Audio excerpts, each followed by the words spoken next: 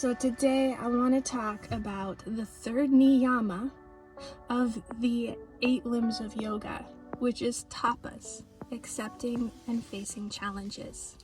And I have covered over the course of the last few weeks that this acceptance and this courageously facing of our challenges and our discomforts and our trials and tribulations is actually a throughway into a peaceful and happy life, because the practice of accepting challenges is a self-strengthening practice. It strengthens our sense of self, because as we move through challenges, we get to know ourselves on a deep level, and also it bolsters our self-trust. And we come out of the challenge with more wisdom. And when we do that, we realize what's truly important in life, and it's not so much living a happy life that is filled with pleasure and ease. Pleasure and ease are symptoms of moving into wisdom and understanding that life is in constant flux, and it's up to us to learn how to move through ease and discomfort with equanimity. So tapas is a practice that helps us learn how to move through discomfort and ease, both states, with equanimity. Now there's a deeper reason why we want to practice tapas, and I'm going to do my best to move into this off the cuff. When we can face the restlessness and discomfort within ourselves and hold space for that, we can remember that we are not the discomfort, we are the holders of it. And that holding, that space that we give our discomfort with our non-judgmental observation, is medicine. And that medicine transmutes the discomfort and the restlessness into forgiveness and wisdom and compassion. So as humans, we have this incredible superpower. We have this incredible ability to transmute uncomfortable experiences into compassion and wisdom and forgiveness and love. And that's what it's all about. That's our noble work as human beings, is to not run away from restlessness or uncomfortable situations or pain, but to stay and face them and observe them and learn from them and make space and hold them and nurture them and give them our medicine of our awareness. When we can increase our ability to be aware of the full scope of our experience, we realize awareness that we offer the experience is medicinal. And that medicine transmutes our uncomfortable experience into wisdom. Now, here's where it gets interesting. I want to remind us that everybody has a story. Everybody has carried trauma and has been through a traumatic experience in some way, shape, or form. Now, my flavor of pain and trauma is different from yours. We all have different experiences, but the experience of pain is the same. Every being on this earth experiences and is holding pain within their body, because that's a part of living, that's a part of being here on earth, is we're holding pain. And our collection of pain experiences through life has been different, and the way that we respond to our pain experiences are different, but the fact remains that we all have a story that has shaped us in some way, shape, or form, and we're carrying the painful residuals of that challenging story that we all have.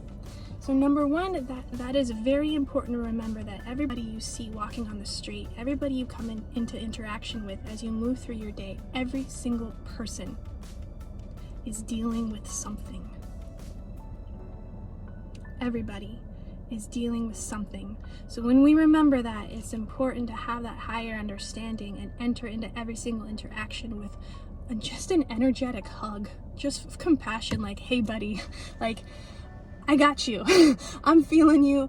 You're going through something. I'm going through something. We're all in this together. I would love it if we can all move through our interactions with everybody we come to meet with a sense of we're all in this together. We're all carrying this collective pain.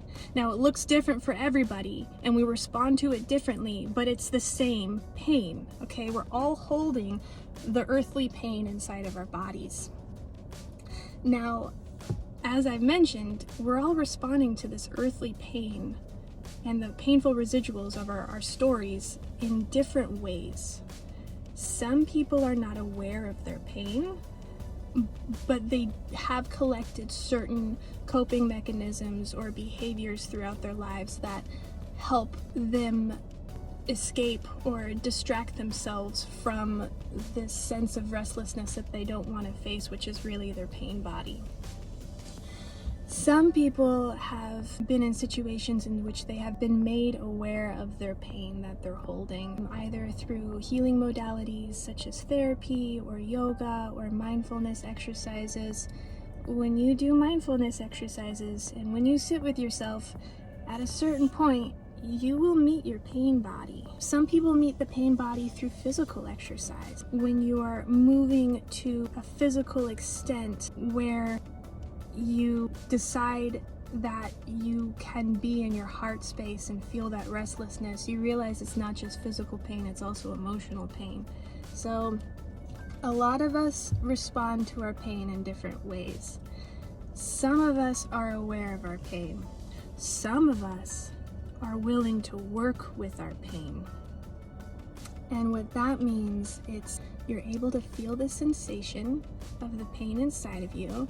It might be a tension in your heart. It might be a closed throat. It might be an ache. It might feel like anxiety within your body.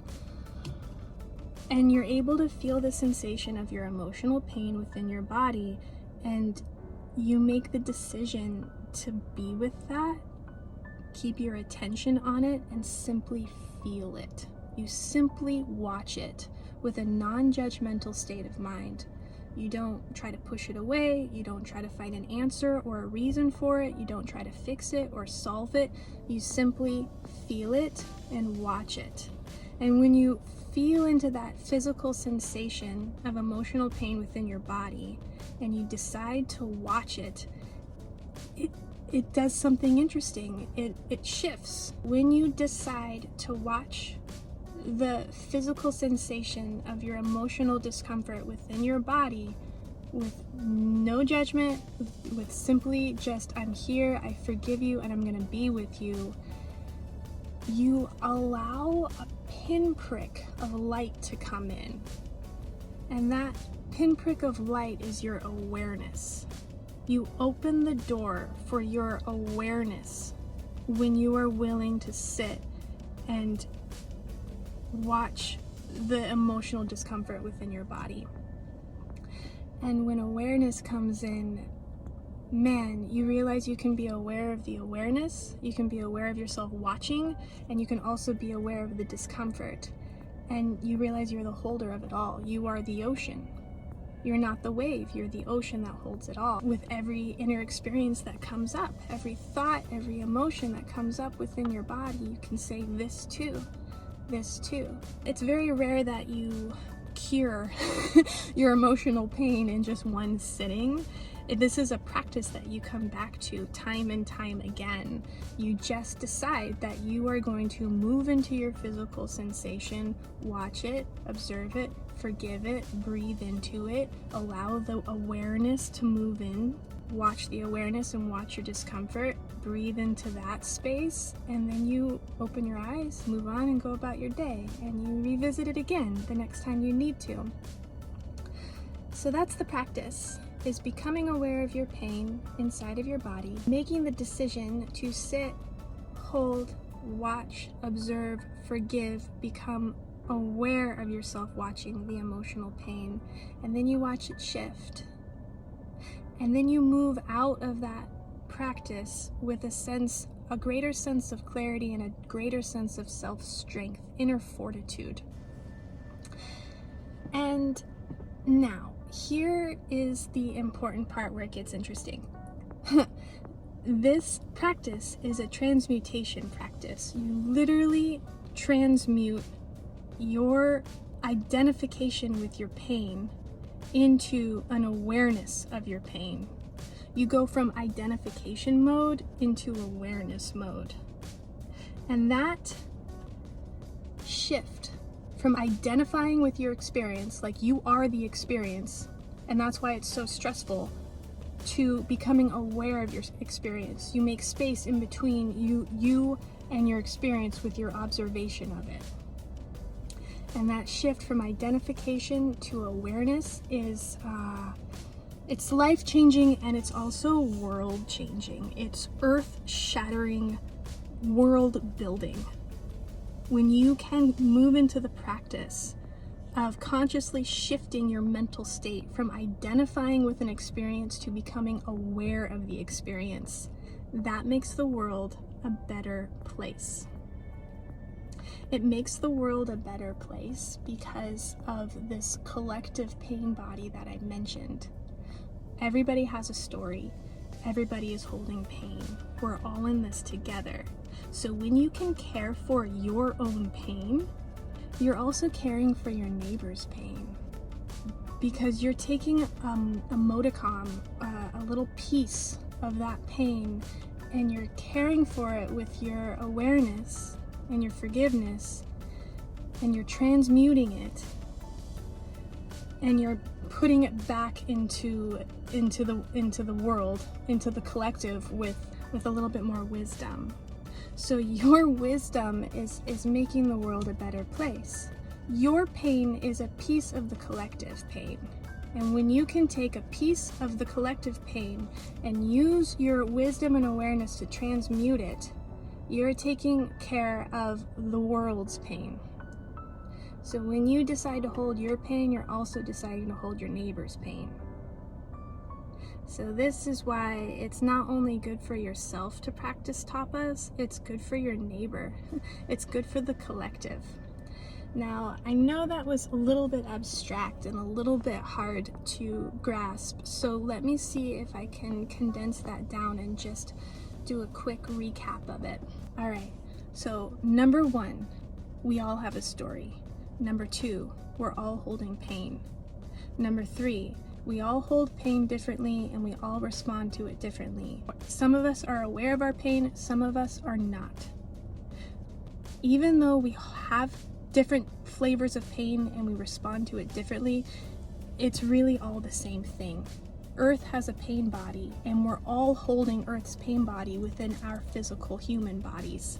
Now, for the people that can be aware of their physical pain, they have a big job in front of them, because the next step in their work is to be able to notice a painful emotional experience inside of their body, and then the work is to sit and observe, be with it until awareness creeps in and you can make that shift from identifying with the pain to becoming aware of the pain. And in that shift is the magic. That's when the pain transmutes itself into wisdom, forgiveness, and compassion. Now, when you take care of that little piece of emotional pain within you, you are taking care of a piece of the whole collective pain. So when you take care of your pain, you are also taking care of your neighbor.